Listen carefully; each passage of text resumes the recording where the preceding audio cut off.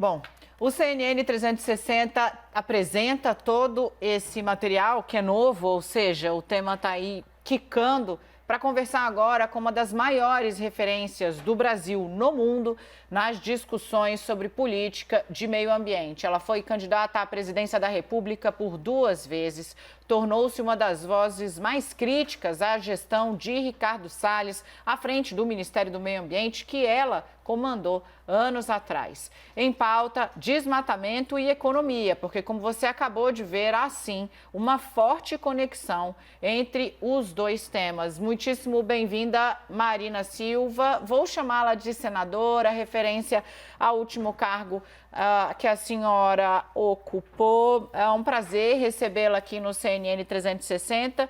Embora os dados, o cenário seja todo bastante complexo na área na qual a senhora é, essa referência que a gente citou aqui na abertura.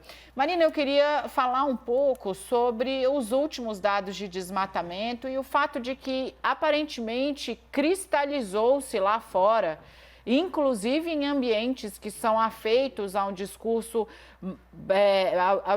de Paulo Guedes, né, da equipe econômica, a percepção de que o Brasil, o governo brasileiro é leniente, institucionalmente leniente com o desmatamento e com o desmonte de equipamentos de combate, né, a agressões ao meio ambiente. Que análise a senhora faz das conversas que tem com especialistas mundo afora sobre a situação como o país é visto hoje? Boa noite, Daniele. Boa noite, Carol. Boa noite a todos aqueles que nos acompanham. Eu sinto, Daniela, que a gente vive uma situação de profunda tristeza, indignação e vergonha. E nesse momento a gente é coberto de dupla vergonha, indignação e tristeza. Primeiro, pela quantidade de mortes que temos no nosso país.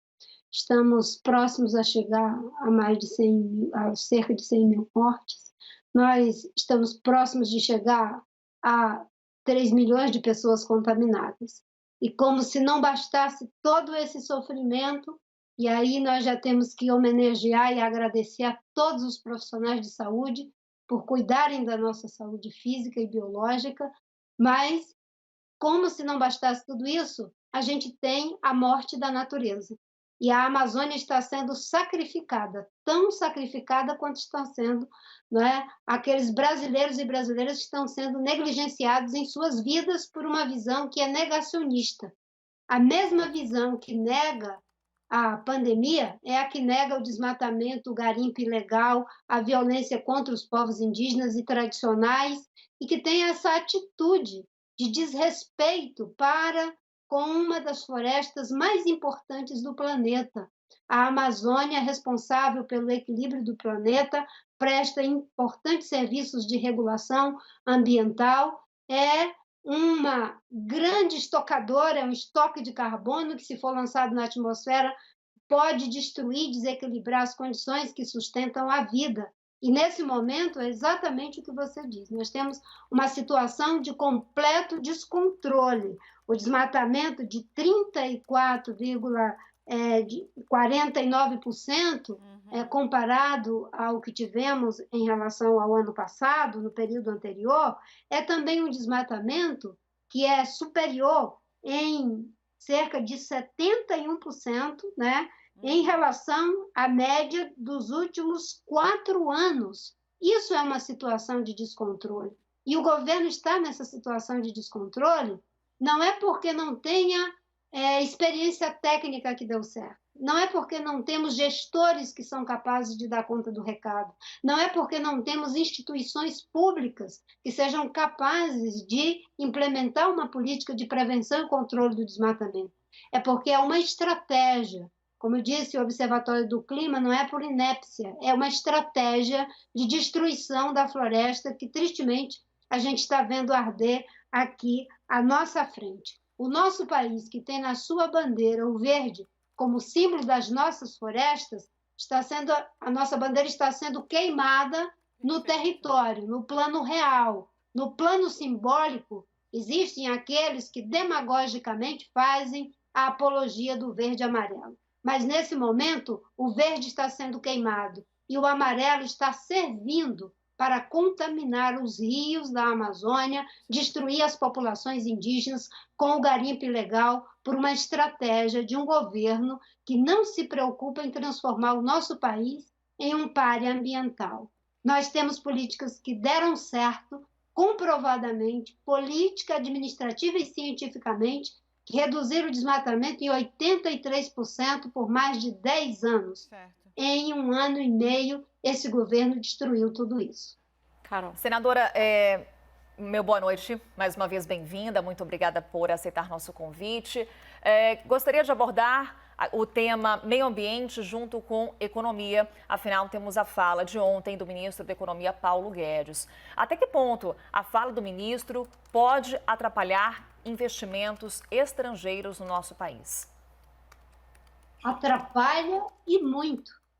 O ministro Paulo Guedes, ele não sabia do que estava falando, apresenta dados completamente equivocados e um discurso inteiramente atrasado no debate sobre desenvolvimento e proteção ambiental. Quando ele diz que os outros países, no caso os americanos, não estavam preocupados com nossas florestas porque eles destruíram a deles e nós ainda temos florestas e que eles não queriam que a gente fizesse o mesmo que eles fizessem, como se não estivéssemos fazendo o mesmo. O que está acontecendo agora é o mesmo, só que é uma diferença. Naquela época, não se tinha os conhecimentos técnico-científico que temos agora do mal que isso faz para a humanidade, para o equilíbrio do planeta. Agora nós sabemos. Naquela época, não tínhamos uma convenção com mais de 190 países dizendo que é preciso frear a destruição das florestas e a emissão de CO2 sob pena de estarmos destruindo as condições da vida na Terra. Agora nós temos. Naquela época, a gente não tinha o conhecimento técnico para aumentar a produção por ganho de produtividade e não por destruição da nossa biodiversidade. Agora nós temos. É como se o ministro estivesse dizendo, né? Sejam delicados conosco. Do mesmo jeito que vocês destruíram, agora deixem a gente destruir.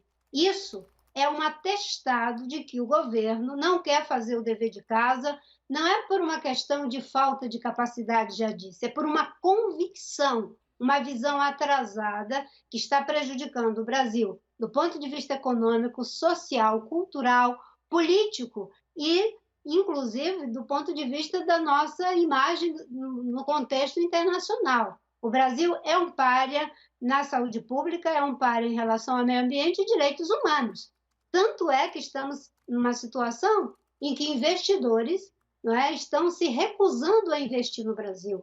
Grandes redes de supermercado no mundo inteiro, no Reino Unido, estão dizendo que estão rompendo acordos comerciais com o Brasil, com coisas que a gente poderia resolver facilmente se tivéssemos um ministro de meio ambiente que fosse ambientalista, o ministro é antiambientalista, se tivéssemos um vice-presidente que tivesse assumido o Conselho da Amazônia para reparar o que o Guedes está fazendo, mas pela declaração do vice-presidente hoje, tristemente eu digo, na live com o ex-deputado Aldo Rebelo, o vice-presidente faz um discurso mais uma vez fazendo acusação contra as organizações da sociedade civil, mais uma vez desconsiderando as populações tradicionais e, mais uma vez, reforçando a prática que tem levado ao Brasil a esses prejuízos todos. Nós não precisamos destruir floresta para ser uma potência agrícola.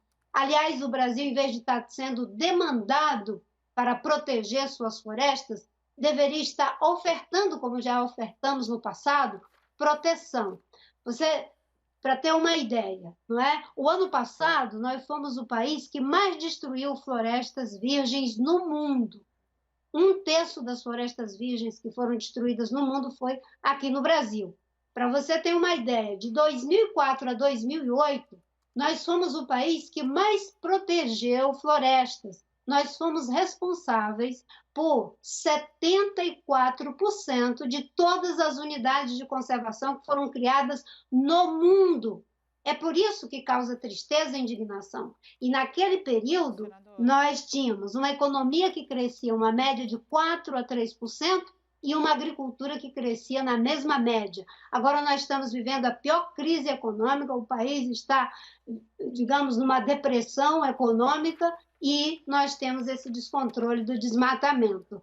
É falta de visão, é falta de compromisso e é, sobretudo, uma incapacidade completa de se situar no mundo em que estamos vivendo. Senadora, deixa eu aproveitar um gancho da fala da senhora para falar a respeito desses avisos. Eu vou ficar num termo mais suave, eu ia usar ameaça, mas acho que aviso se encaixa melhor, de grandes investidores internacionais, e o aviso foi tão incisivo que depois grandes players da economia nacional, bancos inclusive, apresentaram ao governo formalmente suas preocupações com a gestão na área ambiental. Isso fez com que o governo esboçasse uma reação. Minha pergunta é, vai vir da pressão econômica, talvez, a força motriz que possa mudar a política de meio ambiente no governo Jair Bolsonaro? Ou a senhora não vê espaço para uma mudança? Eu queria entender como a senhora analisa esse ensaio de mudança por conta da pressão econômica. A pressão econômica está acontecendo, ela veio de fora para dentro do Brasil. Depois que ela veio de fora para dentro, alguns setores se movimentaram internamente, o que é muito positivo. Nesse momento, nós temos várias iniciativas em relação a juntar a economia com a ecologia. Só para se ter uma ideia, nós temos uma iniciativa da União Europeia, nós temos iniciativa da América Latina, nós temos iniciativas do Banco, Interamericano, do Banco Mundial, do FMI, de tudo quanto é lado, nós temos iniciativa preocupadas com a questão de como vamos retomar o desenvolvimento a partir de primícias de sustentabilidade. O Reino Unido, a França, a Holanda, os Estados Unidos, agora com a campanha dos democratas, e aqui no Brasil não está sendo diferente. É uma pressão histórica da sociedade civil, da comunidade científica, dos formadores de opinião e agora de uma parte dos empresários, que já tínhamos alguns que sempre estiveram comprometidos com essa agenda, porque a gente não pode generalizar como negativo todo o agronegócio.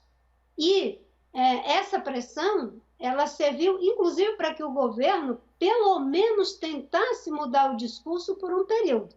Mas é aquela coisa, você fala algo que você não tem convicção, acaba se traindo lá na frente. É o que a gente viu hoje no discurso do vice-presidente junto com o ex-deputado Aldo Ribeiro, é o que a gente escuta o tempo todo, da fala do ministro da Economia, o ministro Paulo Guedes, e o presidente Bolsonaro, ele nunca nem fez questão de ter qualquer refinamento em relação a esse tema. Mas essa pressão, ela funciona, e funciona porque, com certeza, os mercados, eles não vão abrir mão de exigir do Brasil que faça o dever de casa. Hoje, todos os países terão que cumprir com os objetivos do desenvolvimento sustentável, com as metas que assumiram, e se tiver um país que não vai cumprir com as metas que voluntariamente assumiu, é como se ele estivesse fazendo dumping ambiental. Aí você vai ter 2 pesos e 2 medidas. Alguns que estão investindo para ter produtos que reduzem a quantidade de carbono existente nesse produto, que a gente chama de produtos que não são de carbono intensivo, não tem grande quantidade de carbono, e aqueles que terão, como é o caso do Brasil. Nossa maior quantidade de emissão de CO2 é em função da destruição das florestas, principalmente. Nesse quesito, o Brasil não cumpre a sua meta de jeito nenhum. Por isso que é muito importante essa pressão, e se o setor não assumir ele mesmo a responsabilidade de fazer o dever de casa, podemos ter prejuízos muito grandes, porque o governo não basta fazer enunciados, é preciso atuar no território. Certo. E como ele enfraqueceu o IBAMA, enfraqueceu o ICMBio e cria situações como essas que nós vimos recentemente, agora, não é? Uma operação pronta para combater garimpo ilegal na terra indígena Munduruku, e o próprio Ministério da Defesa não permite que as aeronaves saiam para fazer o seu trabalho. Uma briga dentro do governo, porque não querem que o IBAMA destrua os equipamentos criminosos que estão fazendo garimpo ou desmatamento ilegal. É como se você estivesse dando uma proteção às armas do crime. Essa lei ela é usada em situações especiais, em áreas remotas. Quando você mostra esse tipo de conivência, de cumplicidade, isso é um sinal para os contraventores se sentirem à vontade para continuar cometendo os crimes que estão praticando. E é só a gente olhar, né? No acumulado desse ano, já sob a égide do governo Bolsonaro, nós tivemos aumento de 34%.